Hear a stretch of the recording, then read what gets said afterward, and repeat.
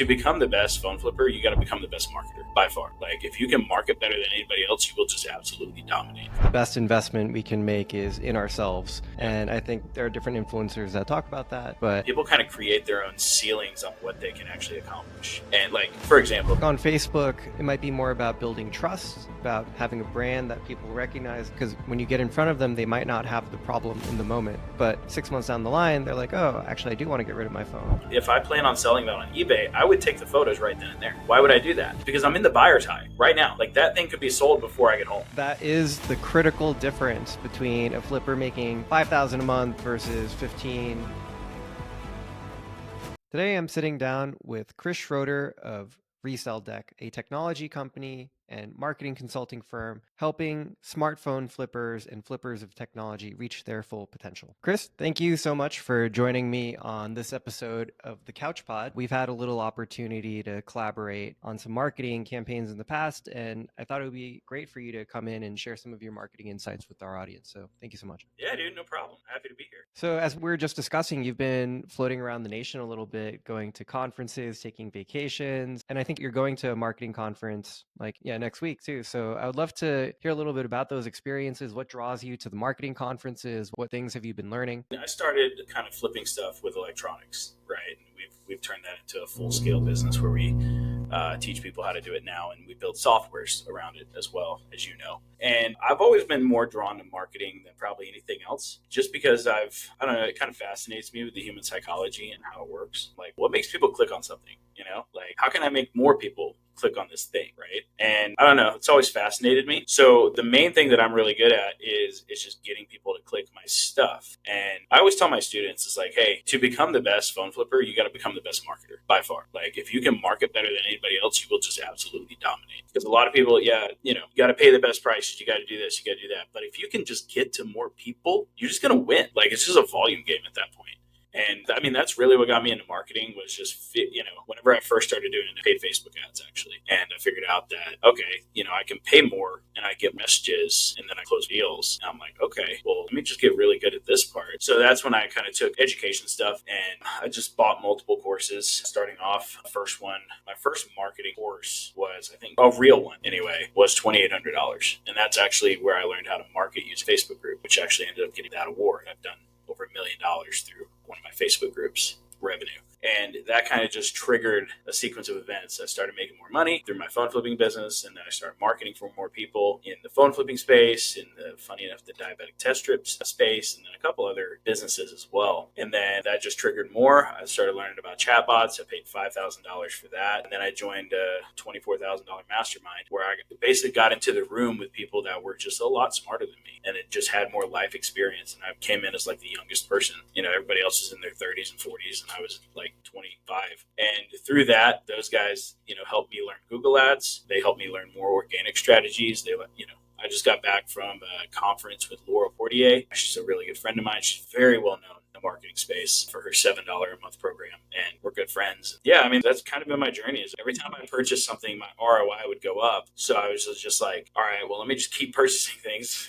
My ROI will just keep going up because I implement the knowledge as I get it. Right. Oftentimes, the best investment we can make is in ourselves. Yeah. And I think there are different influencers that talk about that, but it is, I think, understated for a lot of people. Obviously, your background is in the phone flipping space. What got you started there? And how have you seen phone flipping change over the years? So it's funny. I was a server at a restaurant pretty early on. I tried a lot of different things. I tried Amway. I tried selling vacuum cleaners door to door. I tried a whole bunch of just different things. And none of them really clicked, I guess, for me until I saw an ad for who would then become a mentor to me. I bought his course I didn't buy his course right away. I surfed his YouTube channel and that's where I kind of started. And I was like, I think I can do this. Now, mind you, I had like $200 in the bank. And we had just finished with a hurricane here in Texas. So roads were flooded, the whole thing. And I downloaded the ebook that he had and I just ran through it and I'm like, I can do this. Anyway, I went and bought 2 phones. They ended up being iCloud locked. I didn't know what I was doing, obviously. Blew my $200. So I had to go back to the restaurant, get some more money.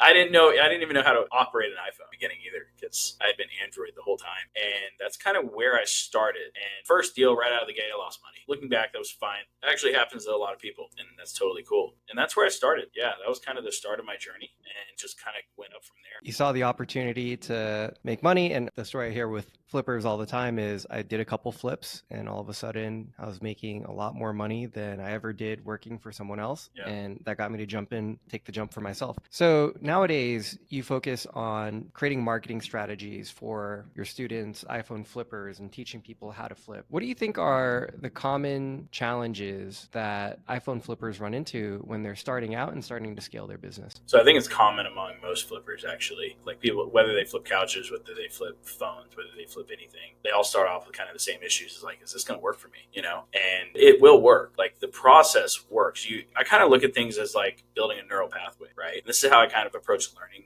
new things as well. It's like I imagine like the neural pathways is like an interstate highway, right? And as you learn more, it gets wider and wider and wider and easier to go down, right? So in the beginning, you've got probably this dirt road in your brain. You know nothing about hitting all the potholes along the way, right? And that's okay. That's just part of the journey. It's just hitting those bumps. But over time, you get smarter, paves the road a little more, right? And the main issues that I see though is mostly mindset. One of the coaches in my program calls it invisible ceilings. People kind of create their own ceilings on what they can actually accomplish. And like, for example, if I ask somebody what they want to be making per month in profit to kind of gauge their interest in this, and like, man, if I can make an extra $2,500 a month, I'm set. And I'm just like, man, okay. But I used to be that person too. Like, if I could just make this extra $2,500 a month, I can do these extra things. But they set that ceiling. And one of my mentors always said, anything you put on a pedestal, you can't have. And I was like, oh man. Okay, so you need to raise the ceiling. And a lot of issues that I see with flippers in the very beginning is mostly just mindset issues.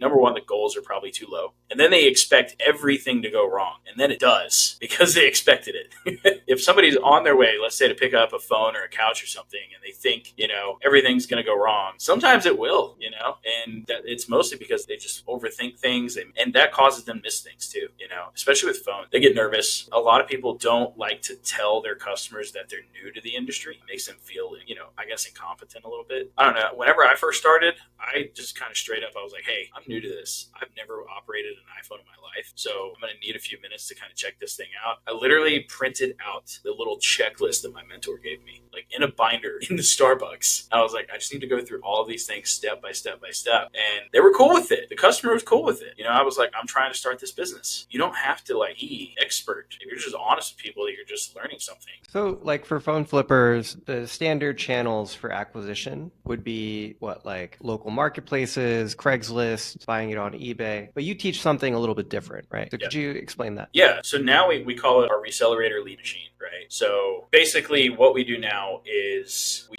teach people how to find items on Marketplace, whether that's iPhones, MacBooks, smartwatches, cameras, VR, stuff like that. And then we also teach paid Facebook ads and Google ads. And it's what I call the trifecta of leads. We basically help people start 30 to 50 conversations a day, so it's very difficult for them to actually lose. We have an automation that sends messages on Marketplace. The Facebook ads run 24/7. The Google ads run 24/7. They all bring leads. If somebody loses with what we got, it's their fault. Or they're just not doing anything at this point. So we fixed the lead problem. Hello, everyone, and welcome to the podcast. Before we get into all of the best strategies out there for making a flipping business, we just wanted to let you know that we have an app that helps flippers grow their businesses. Our app will send you notifications whenever the items you're after are posted on Facebook Marketplace, OfferUp, or Craigslist. This way, you can always be first to buy the good deals and leave your competition in the dust. Not to mention, our app does inventory management, cross-listing, and has AI-powered scam detection.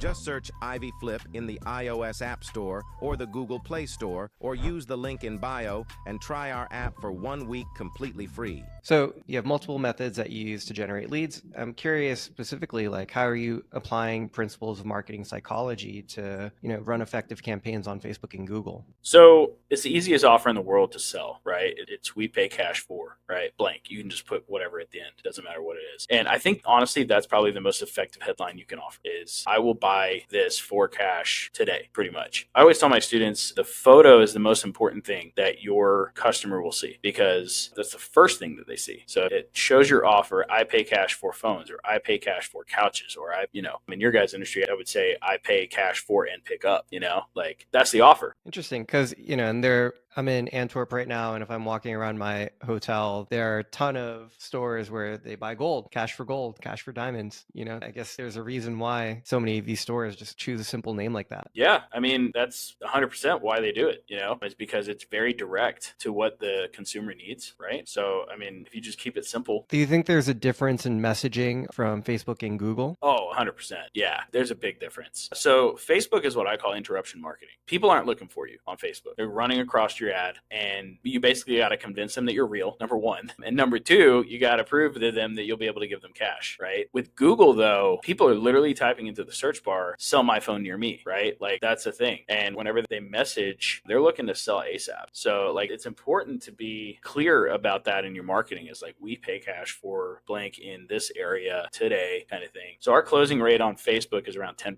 through messaging. If it can go up to like 30% if you can get them on the phone. But on Google, it's like 50%.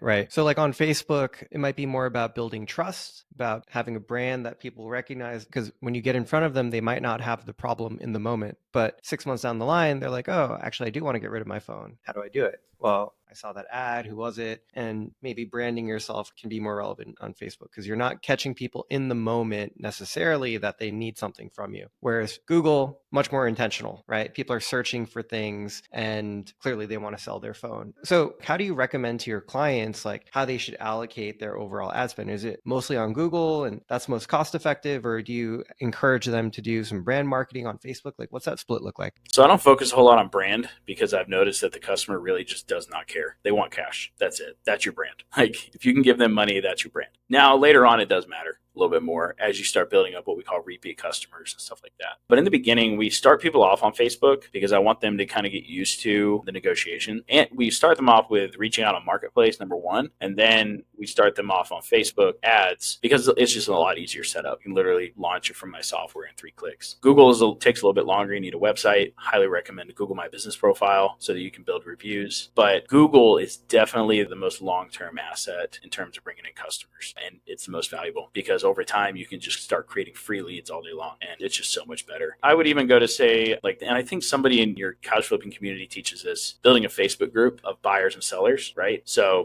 that's another way you can do it just by doing that. Or you can just buy a group in your local area and just change it. Oh, this makes sense to me. So if I'm advertising on Facebook and I'm not building a brand, then I'm interrupting someone when they're scrolling, looking at like a meme or something. And I need to have a compelling enough offer that they stop what they're doing and they actually engage with me, right? And that's why conversion is low. So it makes sense that the highest value asset is going to be Google because once again, you're zeroing in on people when they have the actual need. And, therefore your conversions are going to be a lot higher, but it takes longer for people to get set up on Google Ads and be effective there. So your strategy is sort of meeting the client or the student where they are. Let's say they don't have a brand or they've never done this before. Okay, well, here are the steps. Step 1, let's start with some basic outreach. Step 2, let's do some Facebook marketing. Step 3, let's do some Google marketing. Yeah. And we typically to work directly with me and my team, though, you have to have done at least $1,000 in profit, before we can ever take you on. Reason being is because that first $1,000 is the hardest mountain to climb, whether, it's eBay or it's just general knowledge. Let's be real. That first $1,000 is where you're going to learn the most about the business. Right. And I think it's the same concept as having a lead that activates a free trial versus a lead that has paid me $10 for something. Qualitatively very different. Oh, man. Yeah. I've learned that lesson. People are very game for free trials, but even adding a little bit of money into the mix, they have to put their real payment information down and you actually take $10 from their bank account, makes a huge difference when it comes to the quality of lead and something that we've figured out firsthand. Oh yeah, for sure. Yeah. That's why we stopped doing free trials with Resell Deck altogether. One thing that I see in our world of couch flipping is people need help acquiring more inventory off of Facebook Marketplace in a way that's more scalable. And we've had success running free pickup ads on Google for some of our clients. But I think the main problem past that is actually sales. How do you get more leads? And the reason is I don't think we have quite the acquisition problem that you do on technology and flipping phones because there are wholesale channels, right? You can't really go direct to Apple and say, sell me a bunch of phones, but you can go to direct to some furniture retailers and say, hey, what do you have left over? We can help you liquidate it. So yeah, I'd love to pick your brain a little bit about that. Yeah. I mean, I dabbled in your guys' industry a little bit. I've also had couch flippers become phone flippers and, we've helped those guys guys scale quite a few times now. And one thing that they told me, like I played around in the industry a little bit. I hang out in other reselling circles. Right. And we even ran a little test campaign together that had like pretty good results. Okay, I didn't know that. So I know you were telling me about like I never heard back, and I was like, oh man, maybe it didn't work. But yeah, I noticed you guys had more of a selling issue than an acquisition issue. So, where I helped you build that campaign where, it's one day a week or one day every 2 weeks or something like that, create scarcity, right? Shoot a video of the inventory that's available. And I think it was like 20 or 30% off on that day only, right? And, the reason I said that, or even that even came to mind, is because back in one of my hometowns, they used to do a flea market. It was like once a month, dude. Like everybody came out because it was only for one day. And I was like, it created scarcity, people would just run in, buy thousands of dollars worth of stuff because they knew it wasn't going to be there tomorrow. So, and that's kind of where that campaign that we built came from, was from there. We're just remembering that experience that I had whenever we went in there. And, my wife was just like, this is only one day. And I'm like, I gotta spend the money today, Yeah, I think this is one of the big problems to figure out for the couch flipping industry. So, what I've seen is there are not many couch flipping businesses making 7 figures. And I think, there's a natural limit to what you can make if you're just buying on Facebook Marketplace and you're just selling on Facebook Marketplace, because there's only so much time in the day that you can run around town and like go pick up couches and deliver couches and clean couches, right? About 30 a month is where that tops out. But luckily, there are more scalable acquisition channels. So one problem is acquisition, but there is a solution to that. You can go buy new, you can go get overstock, returns, you can go buy B stock. I know people that go to SalVal once a week, pick up 6 to 10 sectionals, right? So the acquisition problem is a little bit easier to solve. The second problem is operational. Like you got to be efficient. You can't, be lollygagging with a thumb up your butt, like waiting for shit to happen. Like you got to be efficient. Like you got to get that couch clean. You got to get that thing listed. And the best flippers, I think, take advantage of technology and process to help them do that. But the third and final piece is sales and marketing. Doesn't matter how many couches you have and how efficient you are. If you can't sell, if you can't market, those couches are going to sit and you have a problem. Yeah, no, totally agree. The same thing with phone flippers, right? Like we solved the acquisition problem. Like that is solved. Had a student a couple weeks ago shared a photo of his living room. Crap everywhere. Switches, PS5s, phones, MacBooks, iPads, smartwatch, like tons of it. And he's like, I think I should probably sell stuff. And I'm like, yeah, bro, what are you waiting for? So I call it the buyer's high, right? Everybody wants to buy because it gives you that dopamine hit, right? But I've noticed as soon as you get back into an area where you're comfortable, like your home or your office or like something like that, it goes away. And like, for example, with me, if I pick up a phone, let's say I go to Starbucks and I pick up a phone. If I plan on selling that on eBay, I would take the photos right then and there. Why would I do that? It's because I'm in the buyer's high right now. Like that thing could be sold before I get home, legitimately. Or because we have direct buyers, like I could just send an invoice and that could be paid before I get home. But what a lot of people will do, this is the reason they don't scale, they just don't sell stuff fast enough. But like people will just buy the phone, go home, and then just put it on their inventory, thing. Right. That is the critical difference between a flipper making $5,000 a month versus $15, $25, $50, $100,000 a month. At this point, I've seen it all. But if you don't have that sense of hustle and urgency to get shit sold, at its core, flipping is a hustle. It is a very true and authentic form of entrepreneurship. It's like one of the original forms of entrepreneurship, right? Like buy low, sell high, just taking advantage of different distribution channels, taking advantage of arbitrage. It's really, you have to have a hustler's mentality to do well with this kind of stuff. Agreed. Yeah. And also like you were talking earlier, you don't see many couch flippers doing 7 figures. I don't see many, phone flippers doing 7 figures, quite rare actually. But I've always seen the industry as a stepping stone anyway. Like I think you should use it to get to your first 10, 20, $30,000 profit month, because then you can invest in more skills like in sales or in just higher level, because like the more the more valuable you become to people, right? So like example, like I learned how to work Go High Level really well through my phone flipping business. And I met a guy at one of the marketing conferences I went to, and he realized like, oh, this guy knows how to use High Level and how to do everything. And he was like, can you set my whole thing up for me? And I was like, I guess, yeah. And he was like, how much would it cost? And I'm like, well, to do all that, dude, like probably about $6,500. And he was like, done, cool. Where do I send the money? See what I mean? Like you learn all these skills and like, then you become much more valuable to people and they're just going to pay more money. Like when you get those in those bigger circles, man, like I learned something over the past week. It's like, they were like, poor people, whenever they pay attention, right? People who have money pay to not pay attention. attention. Very different. And I was like, oh, that makes a lot of sense. Now, whenever you get above a certain threshold where time then becomes more valuable than the money, then let's say it's a rich person, right? They pay somebody to not pay attention, right? For example, that guy wanted nothing to do with the build out. So he didn't want to have to pay attention. So he paid me. Does that make sense? Right. Understood. He just wanted it done. I mean, that is an interesting contrast too, the idea of like investing in your education. But I think like in different situations, the one might be the right answer versus another. So I think the difference, right, is you have an area of expertise. And if it's going to further your knowledge within your area of expertise, it's probably worth paying to pay attention. Whereas if it's something that's unrelated to what your core specialty is, then you probably want to outsource to someone who, like, I'm not going to learn how to code at this point in my life, right? Like, I need to work with engineers that know what they're doing, that I can trust, and we have a good working relationship with. So that seems to be the dichotomy. Yeah, you're paying to not pay attention right there. That's what you're paying for. And at a certain scale, you can't build companies without some level of delegation as well. It's an interesting point that flipping is a stepping stone into other ventures. And it's not only a source of capital, but a source of skill acquisition. I think this is understated because often when I'm talking to flippers, I realize this is their first business. It's low barrier to entry. They can get started with a couple hundred, a couple $1,000. It probably doesn't have potential to, make multiple 8 or 9 figures. Cell phone flipping and at this point, couch flipping probably doesn't have that potential, although maybe a problem that we're trying to work on right now. But yeah, just for a lot of these guys, it's their first time running a business, doing something entrepreneurial for themselves. And it's cool because it's enabled by these marketplaces. So even if you don't know anything about running a business, you can figure out a way to acquire inventory and then distribute your product, connect to an audience. Whereas in almost every other entrepreneurial venture, that would be very difficult, if not time and capital intensive, right? Like even if I wanted to start a restaurant is a simple business model, but it's not easy to run, operate, or execute, right? You have to save up. You're going to need to make a large initial investment. You're probably not going to be profitable for at least a year, if not 2 years, assuming you stay in business for that long. But yeah, with flipping, you can just kind of get going quickly. That's a really nice thing about it. I think what you said there was really important though.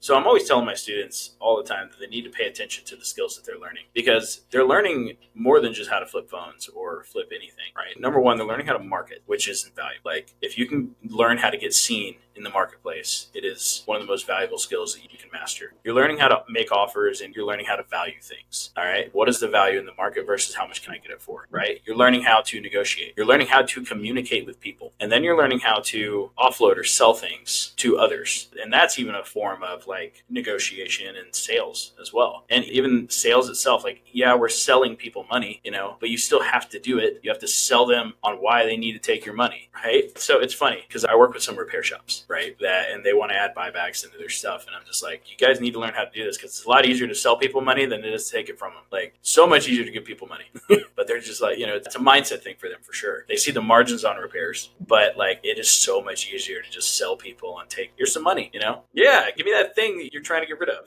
like I'll make it easy for you, but I think it's understated because you're getting paid in 2 ways with this hustle is number one, you're learning a skill that's making you money, but you're also building up a level of skill sets that can be transferred literally into any other thing. A good example of this is one of my students. He went from phone flipping to high ticket sales, and now he runs his own coaching company where he teaches people how to pass the SAT with high scores. And he quit engineering from college to go do that because he made more money flipping phones and electronics than he did what he would have made as an engineer. So those skills are so easily transferable over. Like high ticket sales wasn't that hard for him because he had been selling people for years at this point. And I mean, it wasn't a big deal. Right. It's a high value skill set. And now he can spend more of his time doing what he wants to as opposed to working for someone else. So I want to circle back to this idea of like crafting marketing campaigns for couch flippers, because I know our audience is really interested in this. One thing I think couch flippers have going for them is actually that their inventory is in limited supply. AKA like when you're selling a used couch, each couch is one of one. And I think this is powerful psychology that we have started to tap into as a community by leveraging things like Facebook groups. And Dylan Pabia does a great job of explaining why,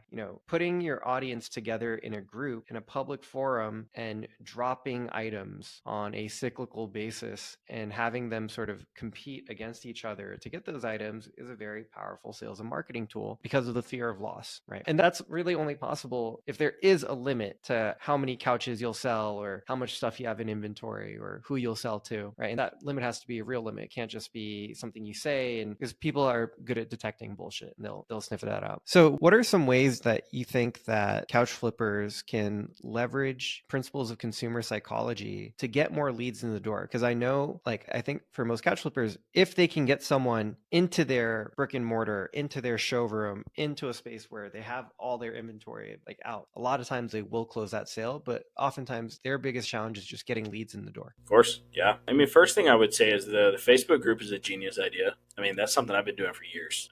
I mean, I've run over $1 million through my Facebook group. It is one of the best ways to acquire leads by far. And if you can run paid ads to the group to get people to join, it's even better. And that's how I got this award, actually, is running paid ads to the group to generate leads. Now, one thing I would say on the Facebook group is make sure you guys are collecting emails on the way in. You can collect emails on the way in. You can use softwares like GroupKit, or there's a couple other ones out there that are Chrome extensions where they can automatically just detect an email in one of the questions and it can just save, and it's awesome. So that's one thing I would big time do. The next thing I would do in terms of like that, I would create one specific welcome post inside of the group and I would tag every new person underneath it. That way they get, number one, they get the notification they got in the group, and number two, they get tagged inside of the group, and number three, somebody's contacting them, right? And then I would also make it to where, like, for phone flipping groups, we do this. It's like buy and sell. It's like, hey, make sure if you're looking to sell something, post it this way. If you're looking to buy something, post it this way, right? So, I mean, those would probably be the biggest three things that I would recommend. In terms of Facebook ad campaigns, I would run them as event ads, kind of like what we did, Charles, where it's like, hey, this event is happening, sign up, first 10 people get in the door early kind of thing. And that's what I would personally do. I would just put people on a wait list, the first 10 people that sign up, give them a discount and let them in first, and then let everybody else in 10 minutes later. That's what I would do. So let's talk about that a little bit more tactically. So obviously you can create events on Facebook, whether it's for a birthday party or for a flea market. In this case, what you're suggesting is like a weekly event. Yeah, tell me about that. Weekly or bi-weekly, maybe even monthly, depending on how much inventory you get.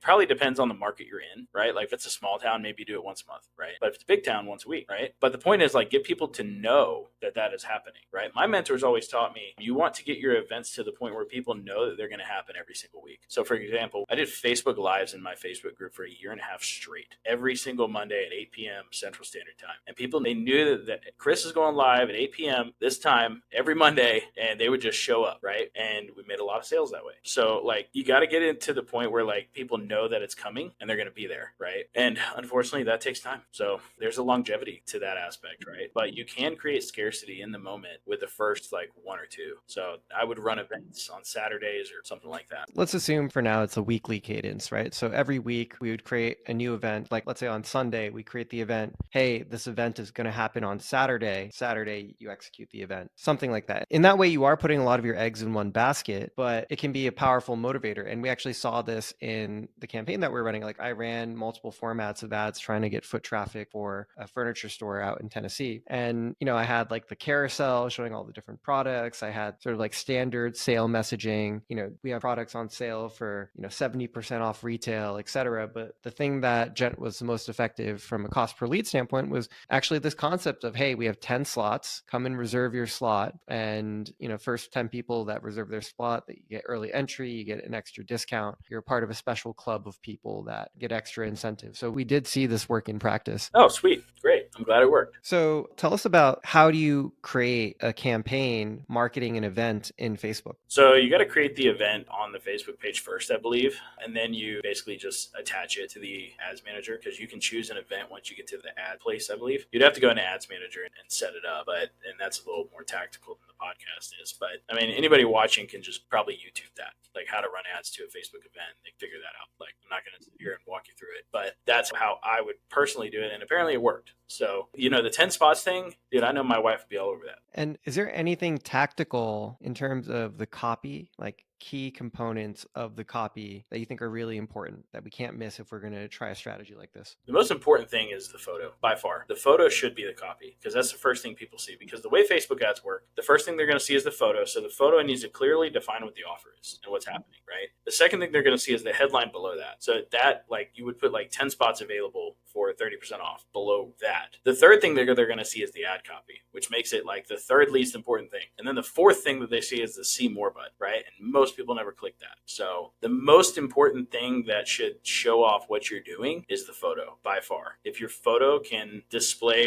what you're trying to do, that's all you need. Like you could just run with the photo and no ad copy. It would still work. And then for call to action, you would recommend like Messenger, like a lead form? Yes, I would. Messenger or a lead form. Yeah. I would probably do lead form because you'll probably get more quality. Messenger if you want to have more conversations. It really depends. But I mean, either way, you're probably going to have to put that person on a form anyway if they come through Messenger to get them on the top of the first 10. So it might be better to just go lead form. Yeah, fair enough. And, I think the difference being Messenger, the ball is a little bit more in your court to go and like follow up with the people and have conversations with them. You're going to expend more energy. Maybe you have a little bit more control. The leads are generally going to be less qualified, but you get more leads. And then with the lead form, you'll get less leads in general, but more information. And they have to go through more steps to submit that form as well. Well, I would also probably, once they fill out the lead form, I'd give them like a PDF or something similar that says, hey, congratulations, you're one of the first, whatever, 100. If you're one of the first 10 to show up at the door, you'll get in and you'll get a 30% discount right off the bat and give, 15 minutes in there before everybody else. And that's the way I would run that. When you're running campaigns on Facebook, do you put a lot of emphasis in testing different creatives, like different images? Or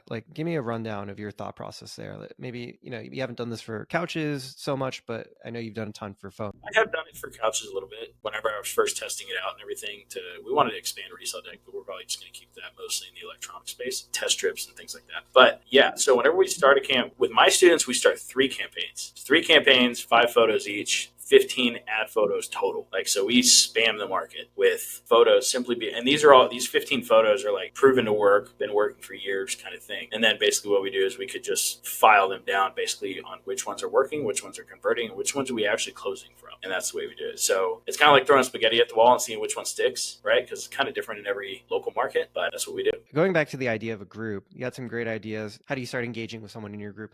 Have you seen some of these couch drop groups before and the kinds of content that get posted in there? I'm not in those groups. I'm just in the no nonsense one, I think. In a lot of groups.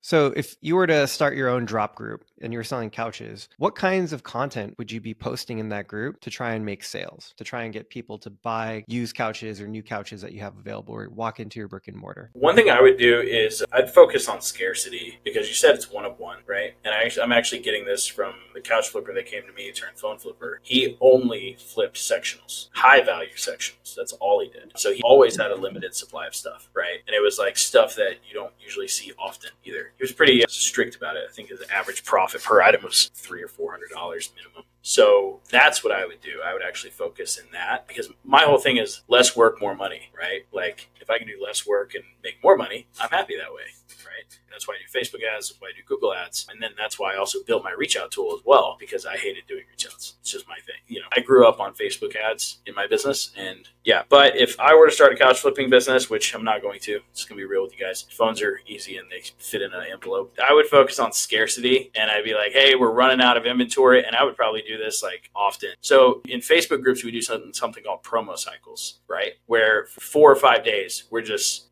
running out of stuff, and we're out kind of thing. And we would do that every 90 days. And that's how we would sell a bunch of courses. That's how we would sell a bunch of mentorship programs. I mean, I still do that to this day. I'm actually doing a webinar tomorrow where it's exactly like that. Like, hey, limited spots. We got like 150 people registered, right? So I would focus on scarcity personally and the higher value type of couches. Yeah. So one thing I've seen in the couch flipping world is that there appears to be no right way to skin a cat, like no one way to skin the cat, in that we have hundreds of couch flippers across the United States and Canada. They all have a little bit of a different secret sauce. But the nice thing about the podcast is that if something is working for you, you can come on, you share it. And, as independent business owner, you hear that and you're like, oh, maybe this will apply to my business, but it's not so clear cut that there's one right way. Some people rely on SEO, some people rely on pay-per-click, some people rely on their Facebook group. Do you see something similar in the iPhone flipping space? And do you think that there could be one true model to rule them all? No. So for example, I got one student who did $43,000 in profit in 90 days. I got other students that, did similar stuff with Facebook ads only. I got other students that did with Google ads. What I found is that whatever you put more effort towards and what you like the most is where you will succeed. Like if you like doing reach outs, you're going to succeed there. If you like doing Google ads, you're going to succeed there, right? And that's why we kind of put people through our trifecta of lead generation is like, let's figure out which one you're good at and just focus there. Like everybody has a preference and it's confirmation bias too, right? Like this way worked for me, so this is the only way it's going to work for me. And you can't really change people's mind whenever they decide that. So like if something's working for some very specific person, like I tell them not to change a damn thing. I'm just like, let's just add in like upsells or something like that. Like I don't want to change something that's already working for you. We may bolt on a little piece to it later, but like if this is working really well for you right now, I'm not going to get you out of that mindset by telling you to do something different, because the confirmation bias is very strong with humans. And if you can just keep them in their mode and just add little pieces on or make it seem like it was their idea to do it, then they'll grow. And I've seen that time and time again. I think there are pros and cons. Like on the one hand, it would be great if there was a one size fits all or a universal model. I think that's kind of what a franchise is, right? Like if you want to go open a Subway, it's like, here's the model. Boom, boom, boom, boom, boom. But I do got to roll. I got to go do my own podcast, but we'll have you on there soon too. Very cool. Well, thank you so much for the time today, Chris. No problem, dude. Have a great day.